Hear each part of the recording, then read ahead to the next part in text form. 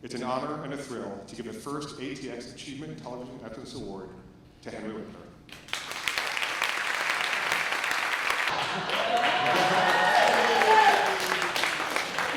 You were saying.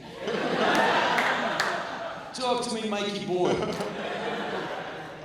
Did you ever learn if there was any dissent over your selection, and did Gary Marshall and or Tom Miller have to fight for you? I was not their first choice. They wanted a tall Italian. They got a short Jew.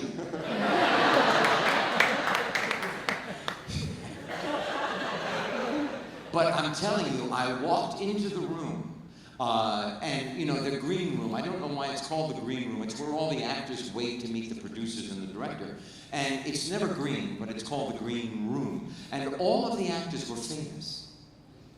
All of the actors waiting had been on TV, but me. Hi.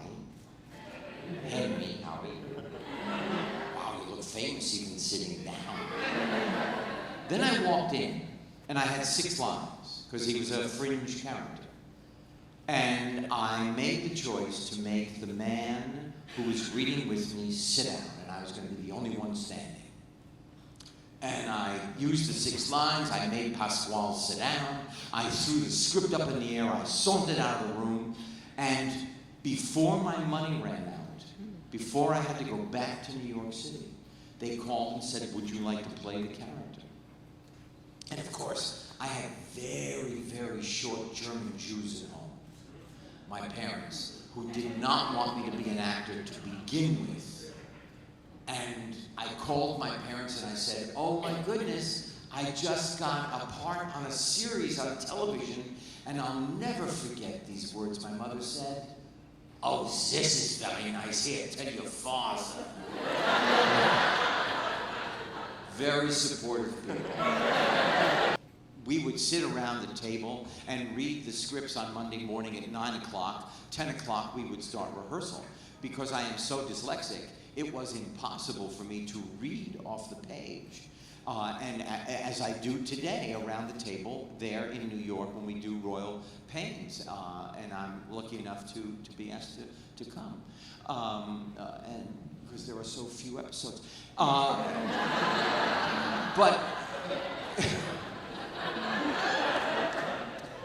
I have no shame.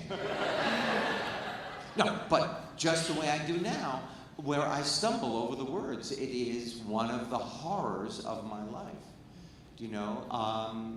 And I just did the best I could possibly do. He was who I wanted to be. He was not who I am. So it was a lot of fun, and it just grew.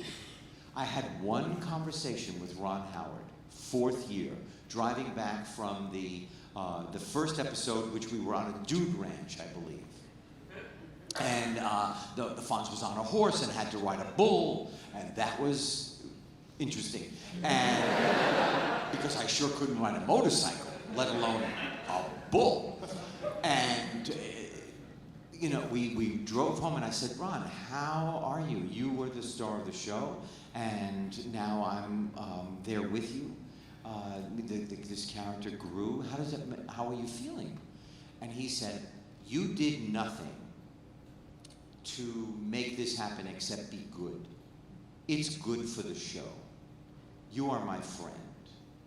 And we never said another word about it. In the very beginning, ABC would not let me wear leather when we first got on television as the actual series. They thought I would be associated with crime. So I wore McGregor golf jackets. It is very, very difficult to be cool in puce. And then Gary made a deal with ABC, and that's how they got to leather. He went to ABC and they said, okay, when the Fonz is riding his bike, when he is with his bike, he can wear leather. And on the way back from ABC to Paramount, which was across the city of Los Angeles, Gary, there were no cell phones at that time, Gary called from a payphone, told the writer's room, never write a scene without his bike again. And that's how we got the leather jacket. I was in the 3rd grade, I had a tie. And I had such low self-esteem, they wrote my name on the tie so I would know who I was. And I was so dyslexic, when I looked down, I saw the word heavy. So I never had an ego. I never thought about it. I'm honest to God, I'm telling you the honest truth. When I did my very first show in Hollywood, I did the Mary Tyler Moore Show. And it was time for lunch, and the cast broke, and I stood there in the middle of the soundstage, and everybody just took off, and I had no idea what to do, where was the lunch, where was the food, and I said right then and there, if my career grows, this will never happen to somebody on a set I'm on. They will never be left standing here by themselves. Made me feel horrible. Being famous was never a part of my consciousness. I only thought of the fame as practical. Here's a great reason to be a celebrity. It's raining in LA. You're online for the movies. The manager says, come in.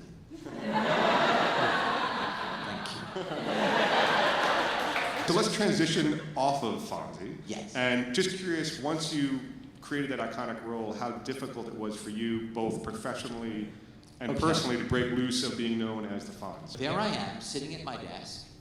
Happy Days is over. I'm producing, trying to produce. I don't like the job as much as you do. I wasn't as good at it, honest to God, as you are. Because you're also a writer and a director. Here I was just a producer. And I'm thinking, oh my God, I have no rudder. Oh, I've just lived my dream. I don't know what I want to do. And if that is to continue acting, that sure is hard, because people are saying, we love him. He is so talented. He was the Fonz. I'm so sorry. And I did not get work for 10 years, 9 years. Then that's why I produced merely to work. I now talk to young people everywhere, and I say the only thing that is important is that you know what you want. You don't have to know it today. You don't have to know it tomorrow. It will come to you. It will jump into your brain, and you don't even know where it came from, or you will have been thinking about it. It doesn't matter. Knowing what you want is absolutely one of the most important cars that you will drive through your life. In 1991, I did a television movie called Absolute Strangers, a real story about a husband whose wife is in a car crash, she's pregnant, she needs an abortion in order to stay alive, and the right-to-lifers take this man to the Supreme Court, not so that he will not allow his wife to have an abortion. So they were going to let her die, and it was a real case. And I got to play this guy, and that, all of a sudden, pulling that lawnmower, it started on that movie in 1991, and I started to putt forward. Were there moments of questioning the business? There were moments of crying. There were moments of, how did this happen? Oh my God, my career is over. This is it. Well, I've done it. I'm very grateful, and and it's very nice.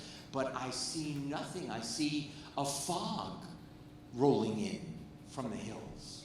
Another thing that I have learned in my life that I tell anybody who will listen: life is waiting to happen.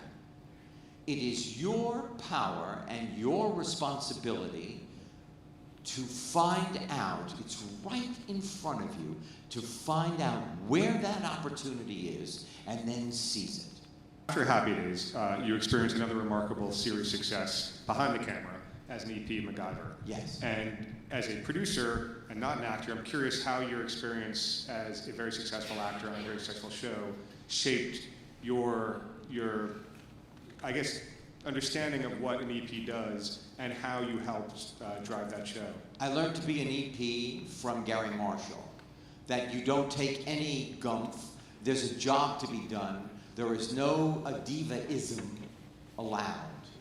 Do you know? I'll go back. I made my first personal appearance from Happy Days when the Fonz took off in Little Rock, Arkansas. I made $1,000 to go and sign autographs for the Little Rock newspaper, maybe the Constitution. Maybe that's what it was called. I don't remember.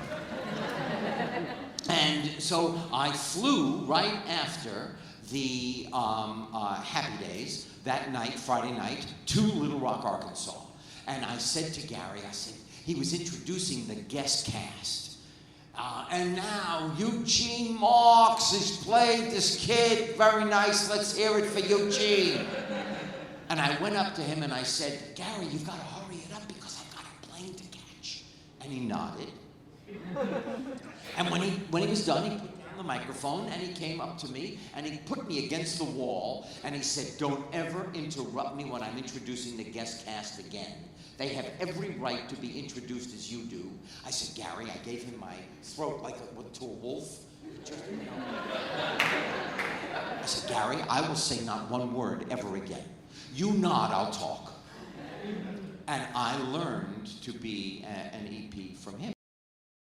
So Barry was like the weirdest guy I ever played, and he just grew. I'm really lucky in that I kind of go for one, and then I stay for 3 years. You know, Mitch Hurwitz, the EP of that show, you would say something. It was very funny.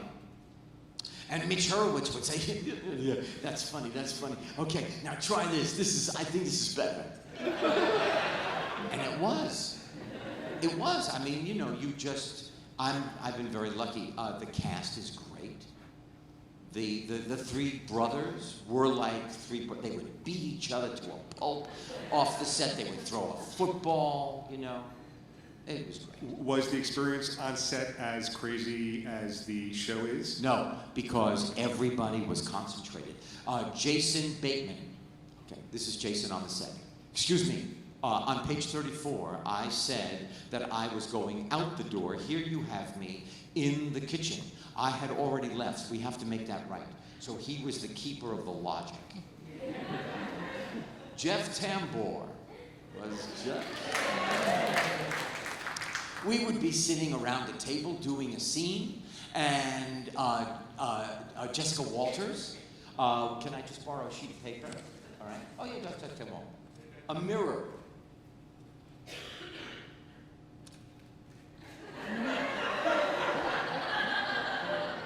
Jeff Tambor would say, Jessica, they just called action. We're acting here.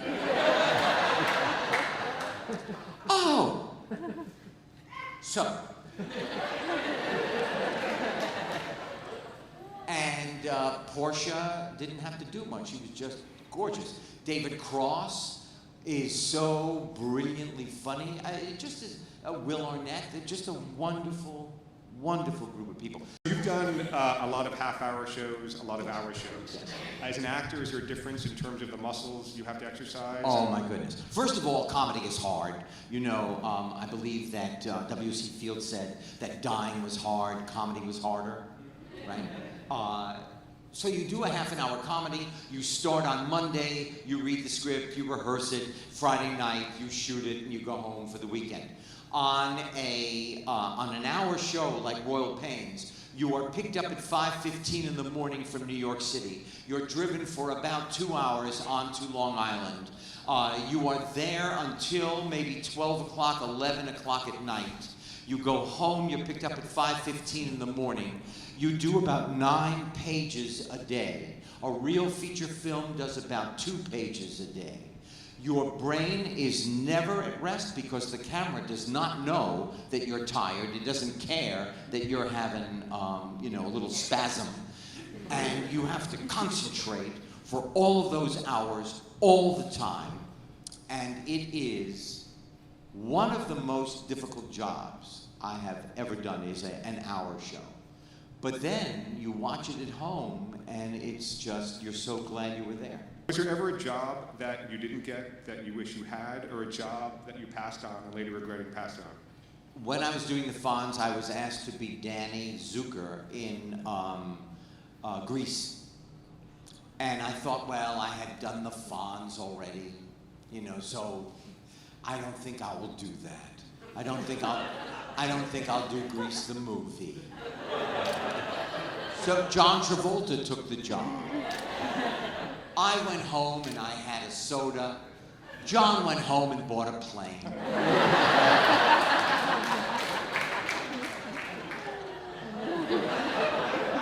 At what point, at the success of that movie, did you realize that maybe you should have taken the job? I've thought about it every day since yesterday. The intensity and the love that you have for television is just incredible. You know what? I'm actually living, be careful what you wish for. I am living that because I dreamt of this since I was old enough to reason, and that I get to do it every day. I'm telling you, it makes me so happy. It really does. The books that I write for kids is something I never thought would happen in my life. That kind of fell out of the sky. And they make me unbelievably proud. So when you started in TV, overnight ratings were everything. Yes. And now it's a completely different world with L3s and L7s and binge watching, releasing an entire season in one day. That's right. Like I did with Breaking Bad. Stacey and I would miss dinner appointments. Going, you know what, we'll just watch one more episode. Okay, just one more. You know what, let's call them and say, eat by yourself. We're not going. How do you see TV has changed, and as an actor, director, and producer, do you think storytelling has or will change as habits of the audience change and the way we make and release shows change? Okay, one is there are more outlets. Two is the major networks, ABC, CBS, and NBC and Fox, are trying to keep up with cable. So they are getting ruder and ruder. And what is interesting, I don't know, I don't think I'm a prude, but there are some shows where they are so edgy now in these half-an-hour comedies on the major networks, and it's like a little uncomfortable, to keep hearing the word penis bandied about, and then a laugh track. I don't know.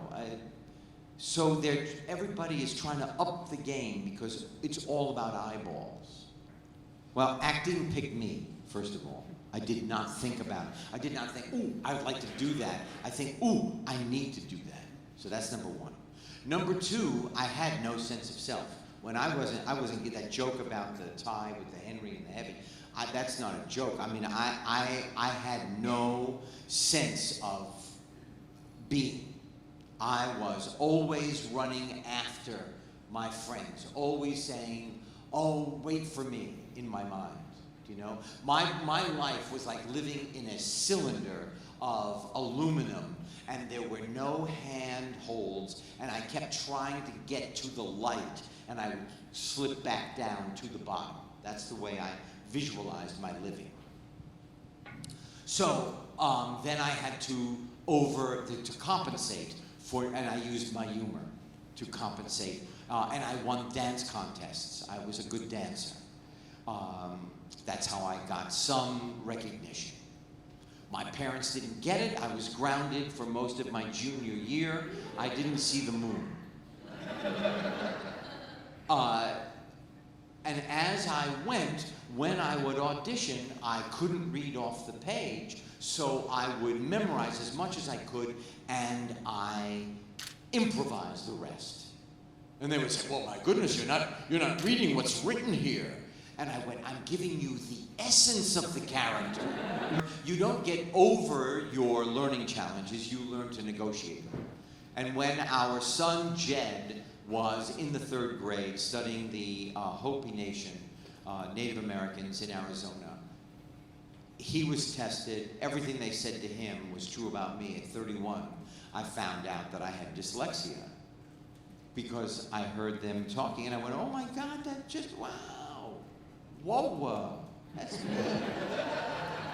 and then I defined it. You know, you spend a third of your time trying to figure out school, a third of your time trying to figure out why you cannot figure out school, and a third covering up your shame and humiliation. At what point did you discover your sense of self? When you're talking about, you know, having parents who were very unsupportive of, as you said, acting chose you, you didn't choose it, and it was the one thing that you seemed to know and to feel confident about. How were you able to discover who you were in that environment? I discovered it slowly. I discovered it through my family, my chosen family, not my parents. I actually really didn't like my parents. I chose to be a different parent when I was going to have children with Stacy. My children were able to say what was on their mind. You know, Max came running in and he said, Dad, I know that they make corn oil out of corn. How do they make baby oil? I really started to develop, honest to God, I was a late bloomer. In my 40s, I started to realize that there was another Henry other than the one I thought, who I thought I was. Okay, 3 things. I would study, because acting is not just like luck. It's not just a game. If you want to be a flash in the pan, maybe you'll get a job and then that. You study. Number 2, tenacity. Tenacity. I live by these 2 words, tenacity and gratitude. Tenacity gets you where you want to go. If you know what you want, you don't let it out of your brain. You don't let it leave your brain. And you just put one step in front of the other and you go where you want to go. You brush your teeth in the morning with what you want so that your teeth are clean when you go for that job interview. And gratitude doesn't allow you to be angry along the way. When you show up, you are an empty vessel and you are ready to do and fill that job within an inch of its life. And gratitude is the most wonderful thing, because let me tell you, everything that happens in this life, it is so, it's like wearing honey.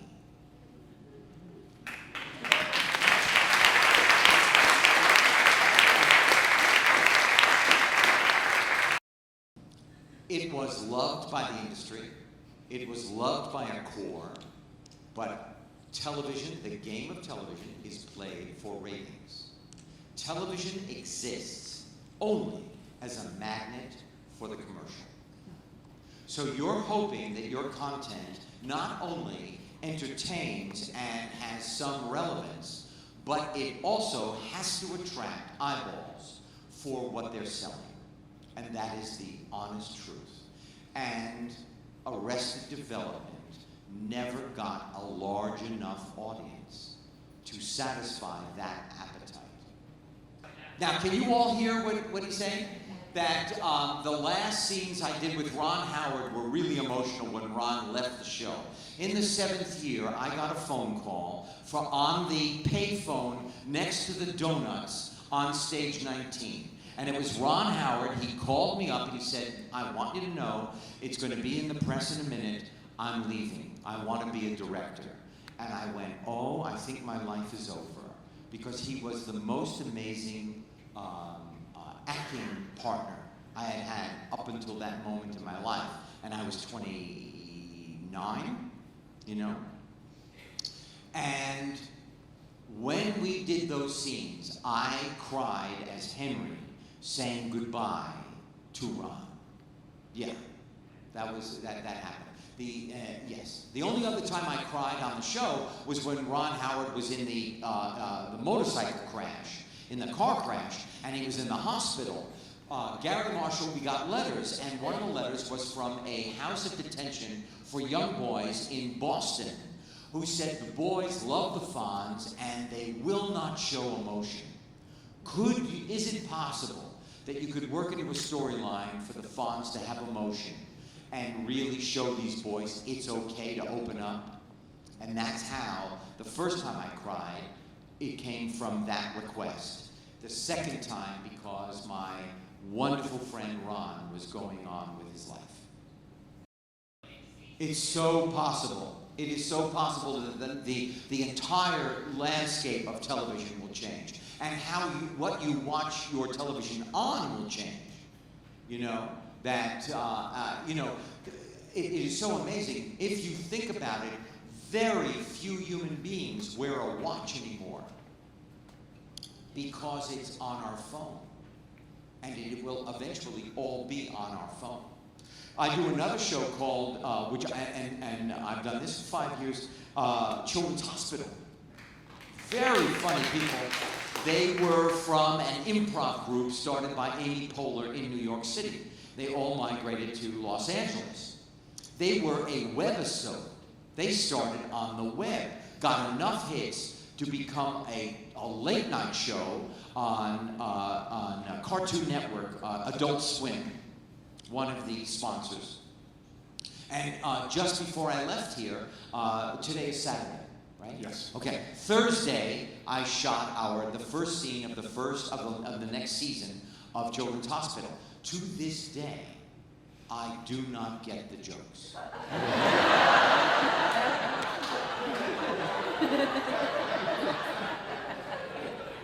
I don't understand what I am doing. They nod, and I go, I do that all the time. But they started on the web. Yeah, television will change drastically. Did you hear that? How did I feel when the phrase jump the shark happened? So, remember this. When I did the water skiing, my father literally said to me, tell the producers you water ski. Tell some producers. Dad, are you crazy? I'm not going to say this to them. I don't like you anyway, but I'm not giving them. Tell them you water ski. So I was passing by Gary Marshall. I said, I just want to say, I water ski. So then they wrote this thing, and we did the first, two-parter, and I water skied. I did all the water skiing except for the jump, because they did that with a stuntman from Florida. And then the Jump the Shark came out, and I thought, I don't care if they think we're jumping the shark, because we're #1 for the next 4 years anyway. And then I thought, every time they show me in the newspaper, Jump the Shark, they show me water skiing, and I had great legs at that time. And then I'm the only actor in the universe, as Michael showed you, I jumped the shark twice, once in Arrested Development.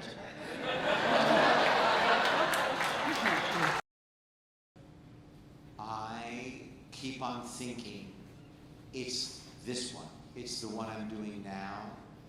And then, first of all, I'm not kidding, I love my job. 2, I think I'm getting better at my job now. 3, I can't wait to see where that takes me. The more relaxed I get, the more I just did a scene for Royal Pains where I had a monologue to my 2 sons that maybe one of the best things I have ever done. You were beautiful in that scene. You're welcome. I can't wait to see it. Thank you for this incredible award that I am the first person to get it.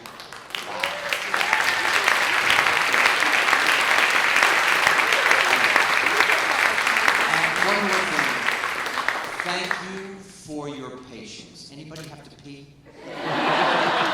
Thank you, Henry.